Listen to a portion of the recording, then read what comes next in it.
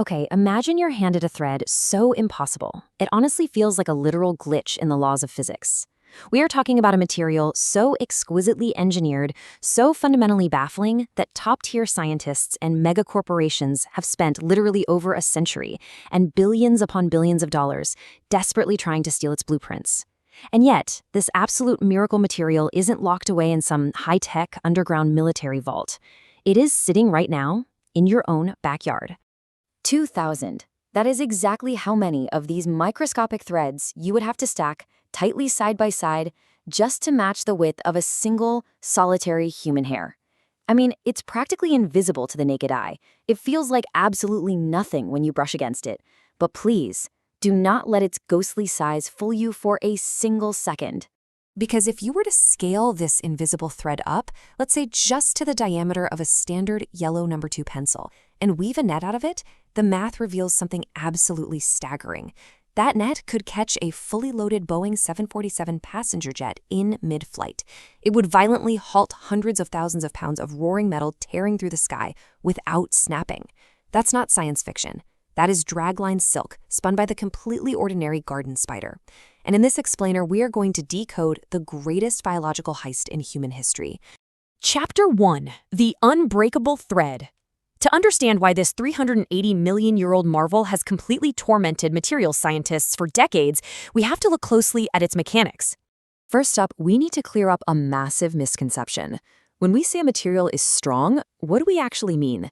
Well, materials engineers carefully separate this into two entirely different ideas: tensile strength and toughness. Think of tensile strength like a massive, thick tug-of-war rope. It's just a pure measure of raw pulling force. How hard can both teams pull before that rope violently tears apart? Spider dragline silk has a tensile strength roughly equal to high-grade commercial steel, even though it weighs about 1/6 as much. But listen, raw strength is only half the story here. Toughness is a fundamentally different beast. Toughness is all about energy absorption. Imagine a giant trampoline swallowing a falling human body whole, stretching deeply to soak up all that violent impact without tearing. That is toughness. And this is where spider silk brutally humiliates our greatest human inventions. Kevlar is the premier synthetic material we use in bulletproof vests, right? It's our modern marvel for stopping high-velocity bullets, and it tops out at an energy absorption of about 50 megajoules per cubic meter. Spider silk, it absorbs up to a staggering 350 megajoules per cubic meter. It absolutely unceremoniously crushes Kevlar. No competition. But why does it need to do this? Well, think about the spider's daily life-or-death survival paradox. A web is essentially a high-speed catching device suspended in midair. When a heavy, juicy, fast-moving fly violently crashes into it, the silk must do two totally contradictory things in the exact same fraction of a second. It has to be stiff enough so the bug doesn't just punch a hole straight through the net, but, and here's the magic, it has to be stretchy enough to soak up all that kinetic energy. If it wasn't, the web would act like a massive rubber band and slingshot the meal right back out into the yard. Our strongest synthetic fibers, they shatter. Our stretchiest synthetic fibers, they're weak. But through hundreds of millions of relentless evolution, nature figured out how to do both at once. Chapter 2, the kitchen sink factory. This brings us to the most infuriating part of this whole mystery. It's not just how powerful the material is, it's the mind-boggling way the spider actually manufactures it. The violent contrast here is exactly why megacorporations are so obsessed.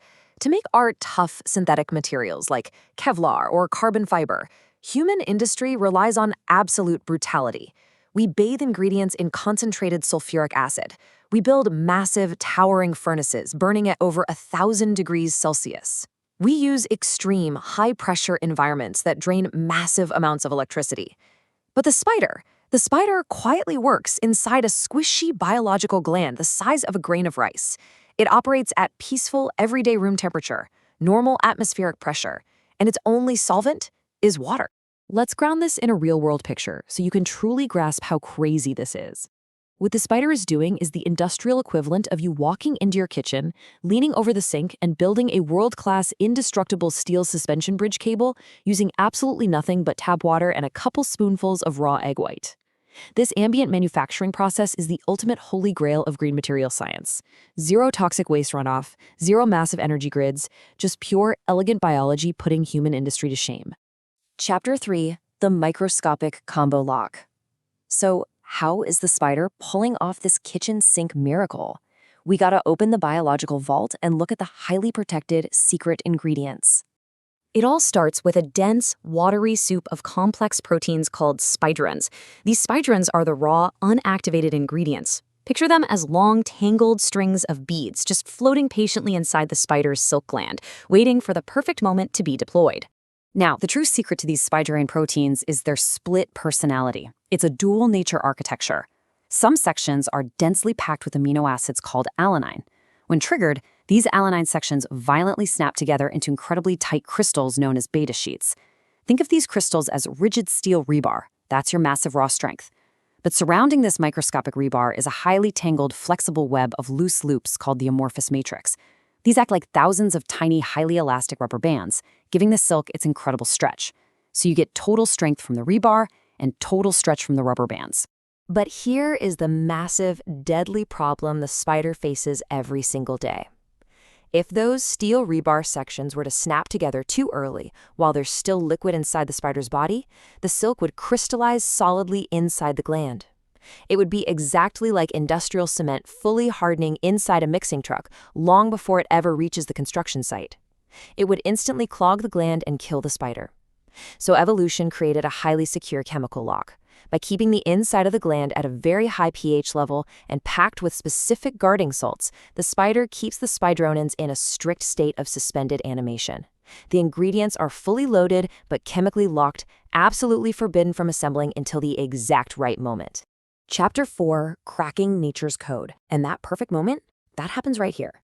This is the grand reveal of how liquid water transforms into a steel-crushing cable in a fraction of a second. As the watery protein soup flows out of the spider, it enters a microscopic structure called the spinning duct. And this duct is a highly orchestrated, incredibly precise 3-step gauntlet. Step 1, acidification. The pH drops rapidly, becoming highly acidic, which flips a critical molecular switch. Step 2, ion exchange. Specific ions, like sodium, are actively pumped out, while phosphates are swapped in. This completely removes those chemical guards that were keeping the proteins safely apart. And finally, step 3, mechanical shearing. As the duct violently narrows, the liquid protein is squeezed relentlessly. Imagine squeezing a toothpaste tube, but with microscopic, atomic precision. This immense physical squeezing forcefully combs those tangled, chaotic molecules into perfect, completely straight lines, so the microscopic rebar can neatly and tightly lock together. The liquid becomes a solid, unbreakable fiber instantly. And all of it is driven by gentle, natural chemical gradients instead of brute, fiery heat. And this is exactly where human engineering has historically face-planted.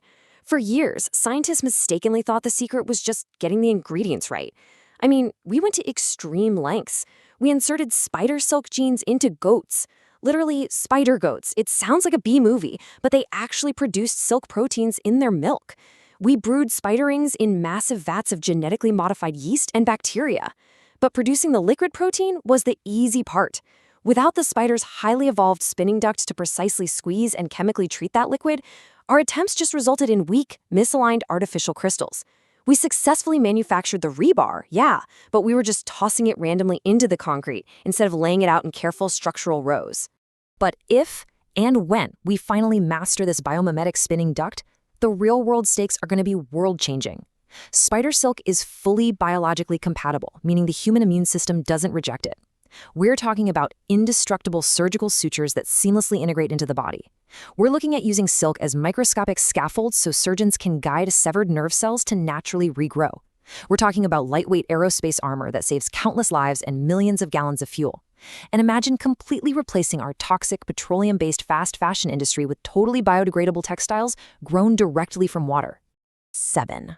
Now, just when you think you fully grasped the absolute genius of this animal, consider that number. A single, ordinary garden spider doesn't just make one type of silk. No, it has a multi-material smart factory inside its tiny body that can manufacture up to 7 completely distinct varieties of silk on demand. It makes ultra-tough dragline silk for the frame, stretchy, highly sticky silk for the capture spiral, protective wrapping silk to cocoon prey, egg case silk for its young, even a specialized biological cementing silk to rapidly anchor the web to walls. It even produces a silk with a truly bizarre, physics-defying property called supercontraction. Basically, when the ambient humidity gets very high, like on a foggy night or right after a rainstorm, the dragline silk actually shrinks and visibly tightens all on its own. This automatically retensions the entire web without the spider having to lift a single finger. It is quite literally a self-tuning, moisture-responsive, smart material. It does autonomously, with pure biology, exactly what human engineers need complex computers and sensors to calculate. And that brings us to the ultimate takeaway of this explainer. For decades, humanity aggressively tried to play God by simply copying the spider's biological molecules. But the harsh, billion-dollar lesson we've had to learn is this. The true intellectual property, the actual undeniable genius of nature, is not found in the raw ingredients. It's the manufacturing pathway. The process is infinitely more important than the parts. The era of brute force human engineering, an era defined by toxic acids, massive carbon emissions, and 1,000-degree industrial furnaces, may very soon become totally obsolete. The ultimate question is, as our technology and our understanding of biology matures, will we finally master the physics of this microscopic tube? Will we unlock the spider's final, greatest secret and learn to gently grow our future from water, rather than violently forging it in fire?